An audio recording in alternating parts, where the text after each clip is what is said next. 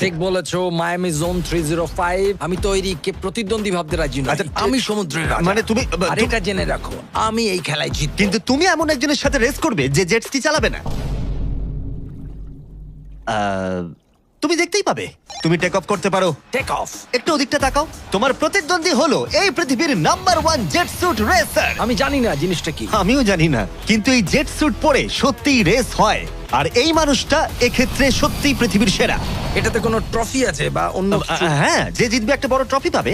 ওকে, হ্যাঁ, ঠিক আছে, ওটা ঠিক আমারই আছে। হবে।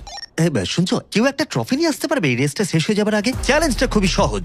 ডিজে খালিদ থাকবে একটা জেট স্কির ওপরে, যখন ঈসা থাকবে আকাশে। আর যে এই কোর্সের একটা ল্যাপ প্রথমে কমপ্লিট করতে পারবে সে জিতে যাবে। তাহলে তোমরা দুজন কি তৈরি?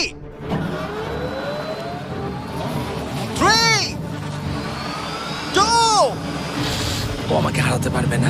1, শুরু করো। যাও যাও। ওরা বেরিয়ে পড়েছে। ঠিক আছে, ডিজে খালিদ এখন লিড করছে, কিন্তু ইসাও ঠিক পিছনেই আছে, ও ধরে ফেলবে।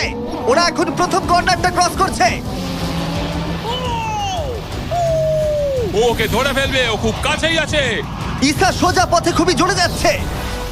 ও না, ও এগিয়ে গেছে। ও খালিদকে পেরিয়ে গেল।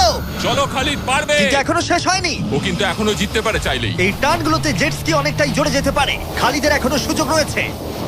চলো যাও খালিদ, আরো জোরে। আর কয়েকটা টার্ন বাকি আছে। পৃথিবীর সেরা হবার এটাই কিন্তু শেষ সুযোগ। দাঁড়াও, খালিদ মনে হচ্ছে পারবে।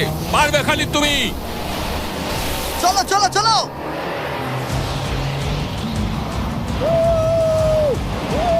তুমি করছোটা কি? খালিদ তুমি পারবে।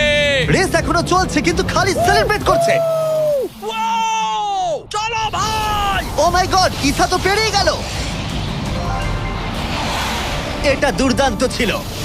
জেট স্যুট সত্যিই ফাস্ট। আর এই যে আসছে ডিজে খালিদ। আমি সেরা, কেউ আমাকে হারাতে পারবে না।